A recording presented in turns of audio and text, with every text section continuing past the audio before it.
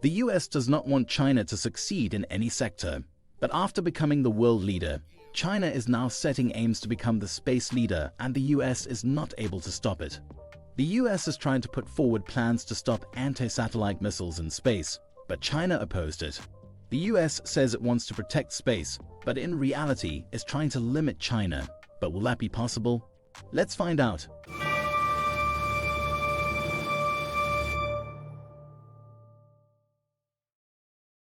In recent developments that have captured international attention, China has opposed a proposal put forth by the United States aimed at restricting anti-satellite weapons testing in space.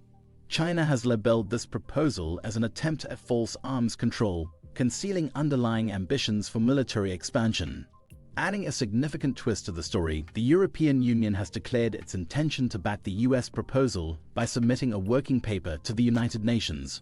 This support carries considerable weight, as it represents the consensus of 27 member nations, including NATO allies, bringing the total number of supporting countries to 35. However, all the nations are not willing to work with the US. The US has forced them to back the US.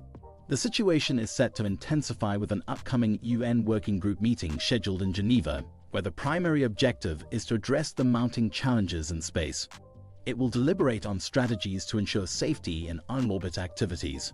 However, it raises the question of whether the motives behind the US and EU's push to ban anti-satellite missiles in space align with their stated concerns, or are they trying to conceal their intentions? China's firm opposition to the US proposal is supported by Russia. Both nations are influential members of the UN Security Council. Their unified front against the proposal stems from their shared view that US concern is not about space protection. China, the US, Russia, and India have conducted testing of the very weapons the US proposal aims to prohibit. So, they support these weapons being practiced in space. Wang Wenbin, the spokesperson for the Chinese Foreign Ministry, has articulated China's reservations regarding the proposal effectively. He points out that the US commitment lacks essential rules on its military capabilities in outer space.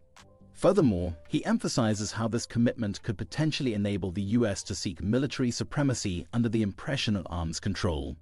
China has highlighted the escalating security environment, adding it to US efforts to maintain dominance and the formation of a space-centric military alliance. Wang has further elaborated on this perspective, highlighting how the US has declared space as a new theater of warfare. It vigorously pursued the militarization of space, leading to confrontations among major powers. The timing of this proposal highlights the Biden administration's determination to show a new era of space governance. This effort was catalyzed by Vice President Kamala Harris' announcement of the USA's intention to stop such tests. A resolution was introduced to the UN, reflecting a bold approach to stop potential risks associated with their dominance. In the past, the United Nations discussed the idea of stopping powerful missiles that can destroy satellites in space. The United States supported this idea, but China, Russia, and some other countries didn't agree with it. This shows that it's a complex issue. The White House says that China and Russia testing these missiles is a big problem for space safety. But China and Russia say they are not trying to start wars in space. They just want to challenge the United States' control of space. China believes that the United States' plan doesn't go far enough to make space safer. They don't want a strong rule to stop using weapons in space or attack things in space. They just want all countries to not challenge the US dominance in space. So, why do the United States and the European Union want to stop these missile tests in space while China and Russia don't? The Western media says the EU's support makes the idea more important, especially because the UN is going to talk about space safety. The United States and the EU want to ban testing missiles that can destroy satellites in space. They worry that these missiles could harm space and want to keep space safe, but this is nothing more than a lie. The United States, under President Joe Biden, really supports this ban. To understand why, you need to know about the competition between the US and China. The US wants to stay ahead in space because China is getting better. Space isn't just for science.